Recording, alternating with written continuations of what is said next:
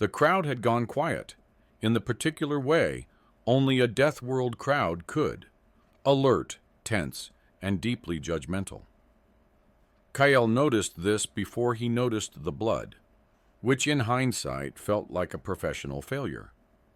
On most worlds, silence meant curiosity or respect. Here, silence meant someone was about to be blamed. The alien woman lay on the stone ground near the transit pylons, her breathing shallow, her long ears pressed flat against her hair, in a way that was unmistakably not comfortable.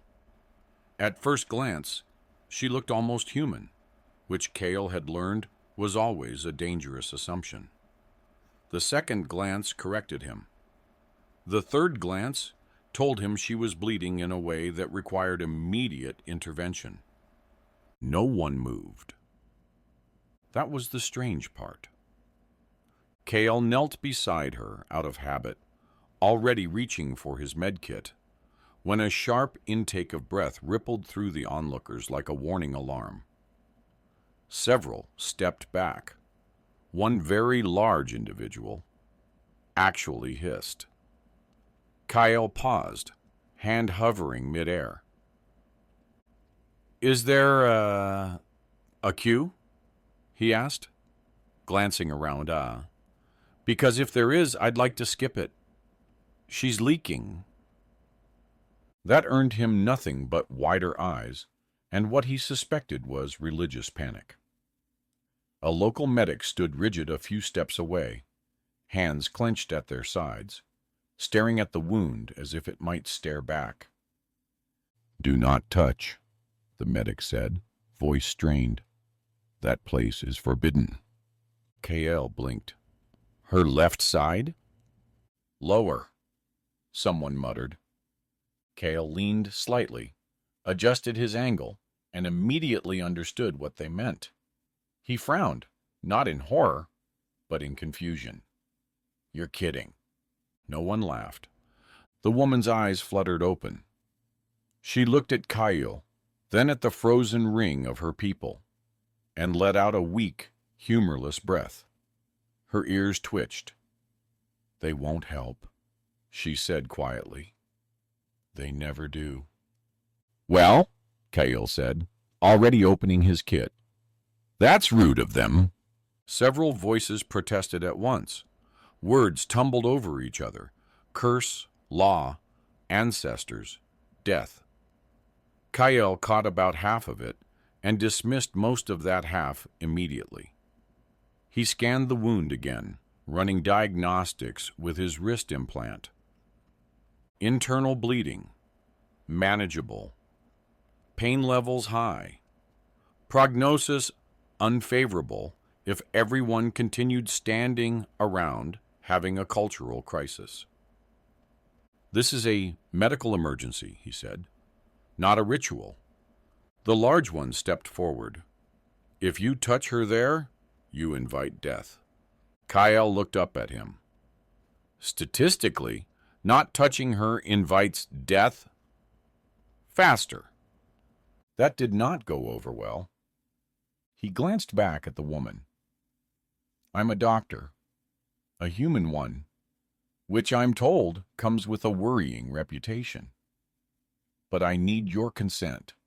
She studied his face, searching for something. Fear, arrogance, maybe madness. What she found, instead, made her lips twitch, despite the pain. "You joke," she said. "I cope," he replied. "Different species? Same problem?" Her eyes closed for a moment. When they opened, there was resolve there, sharp and quiet. "Do it." Kyle nodded. "Good. Because I was going to anyway, and it's always nicer when that's allowed." The reaction was immediate. Someone shouted. Someone else turned away. The medic looked like they might faint. Kyle activated the stabilizer field and got to work.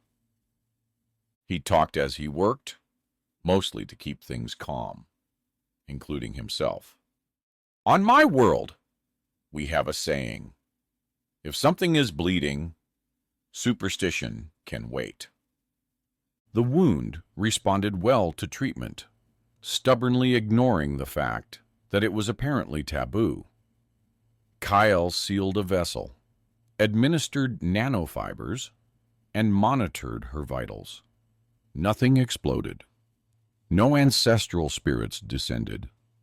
The ground did not open up to swallow him whole, which he privately counted as a success. The woman exhaled, long and shaky. Color returned to her face. One ear lifted slightly, as if testing whether hope was permitted. Kyle leaned back on his heels. See? Still alive. You too, he added to the crowd. Everyone's doing great. Silence again, but different now. Uncertain. Cracked. The medic took a hesitant step forward. This should not be possible. Kyle shrugged. I've heard that before, usually right before it becomes standard procedure. He helped the woman sit up carefully. She looked at her people, then back at him, something unreadable in her expression. You touched the forbidden, she said. Yes, Kale replied, but very gently. Against all expectation, she laughed. It was soft and surprised, as if she hadn't known she still could. And in that sound, Kyle sensed something shift, not just in her, but in the space around them. Fear didn't vanish. Traditions didn't crumble. But doubt had arrived.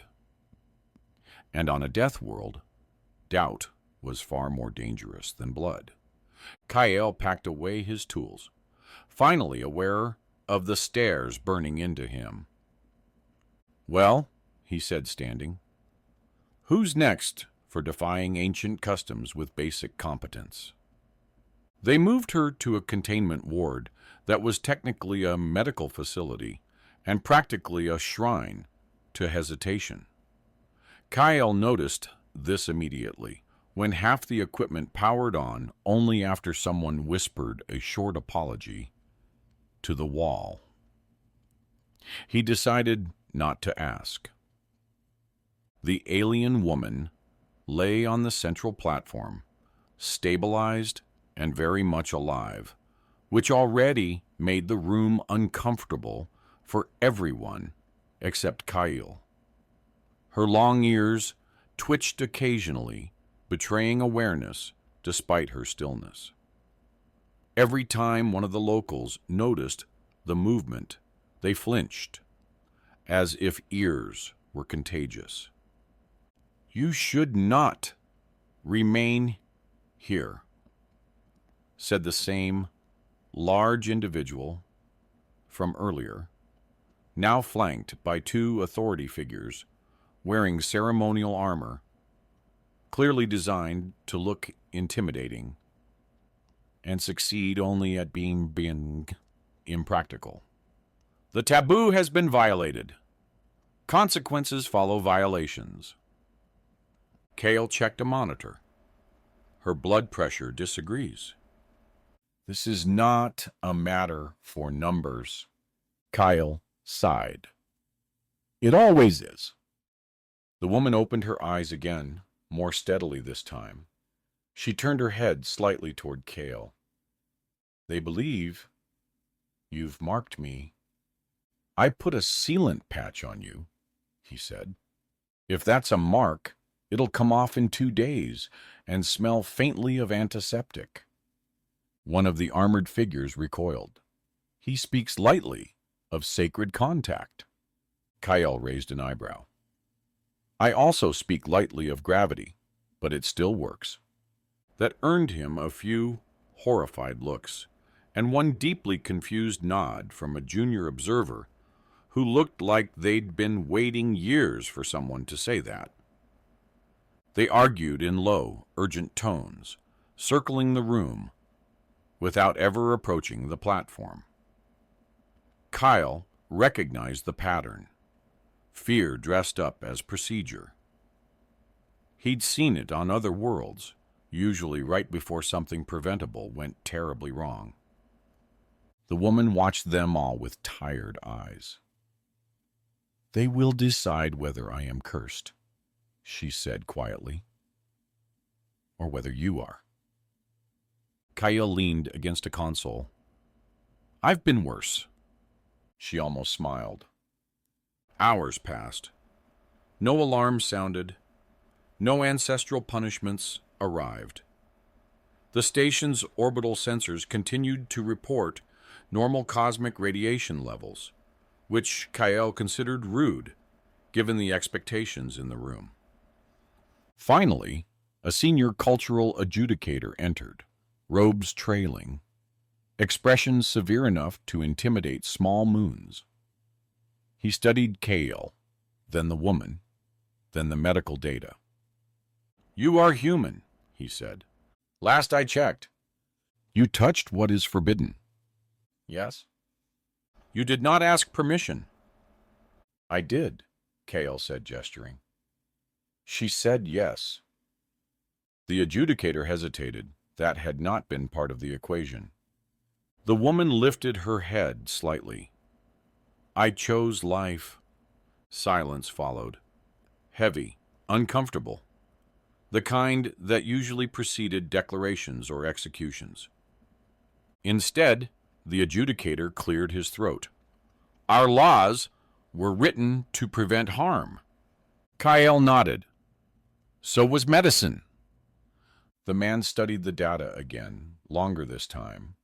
His ears, shorter, stiffer than the woman's, shifted uneasily.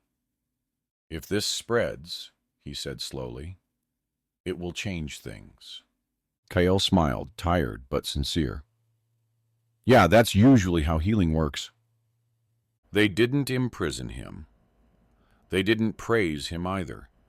They did something far more telling. They asked him to stay.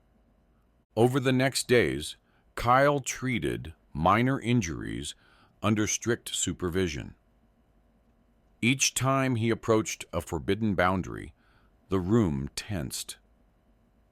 Each time, nothing terrible happened. The tension cracked a little more. He kept the jokes coming, not out of disrespect, but because fear hated laughter. The woman recovered quickly. She asked him questions when no one else was listening. About humans. About why he hadn't hesitated. "On my world," he said once, adjusting a scanner, "we hesitate about a lot of things. Touching a wound usually isn't one of them." She considered that. "You are dangerous." "I've been told." When she stood on her own again, supported by no curse and very real muscles, the ward felt smaller. People stared, some with awe, some with fear, some with something like relief. The adjudicator watched from the doorway. "What do you call this instinct of yours?" he asked Kyle. Kyle thought for a moment. "Empathy," he said, and unlicensed. The man didn't laugh, but he didn't argue either. And somewhere in the quiet machinery of the death world, something old began to question itself.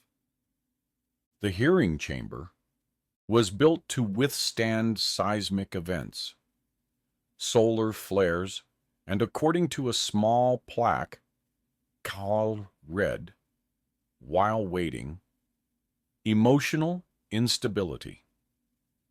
Kyle suspected the last feature had not been tested recently.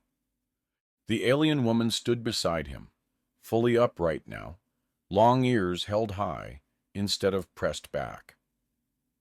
That alone unsettled the council more than any medical report ever could. Living proof had a way of being inconvenient. You understand, the adjudicator said, that traditions older than our recorded history are now under discussion. Kale nodded. I get that a lot back home, too. Usually right after someone survives something they weren't supposed to. A murmur moved through the chamber. The woman glanced at him, amusement flickering in her eyes. She had learned his rhythm by now. You were warned, one counselor said. You crossed a boundary. Cal folded his arms. So did gravity, when it started pulling rocks together and calling them planets. Boundaries aren't sacred just because they're old. That earned him a few gasps and one deeply scandalized hiss.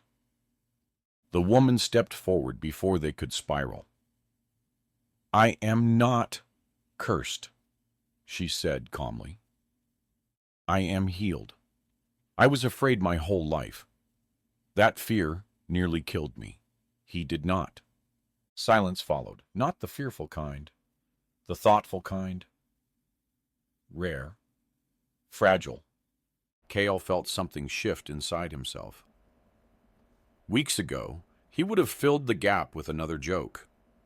Now, he waited.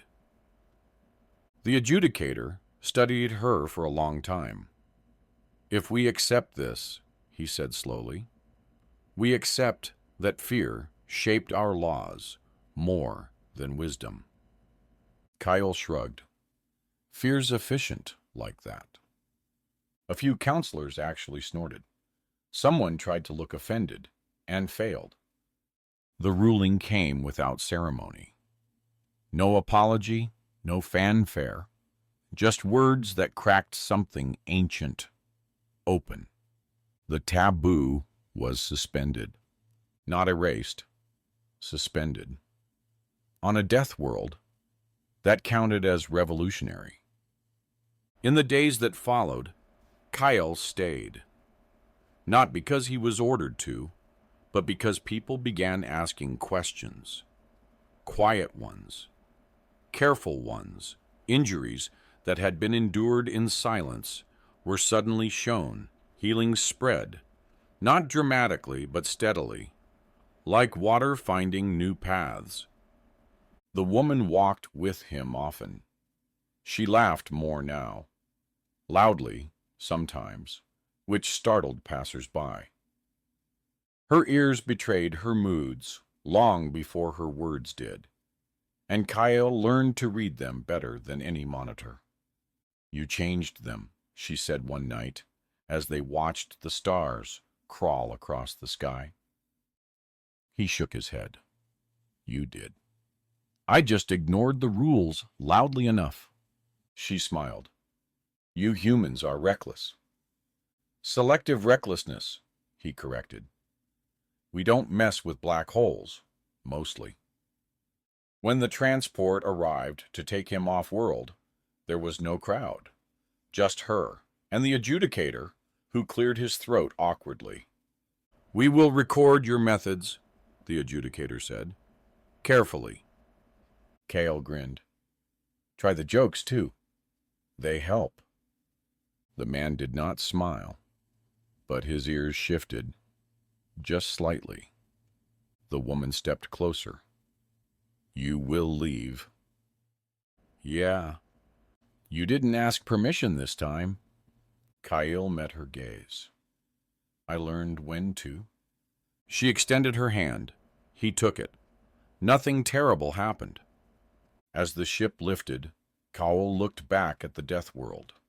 Still dangerous, still harsh, but quieter somehow, less afraid of its own shadow. He settled into his seat, feeling different, not braver, just clearer. Empathy hadn't made him a hero. It had made him human, unapologetically, inconveniently so. The galaxy would survive that. He smiled to himself. Somewhere out there, fear was still pretending to be wisdom.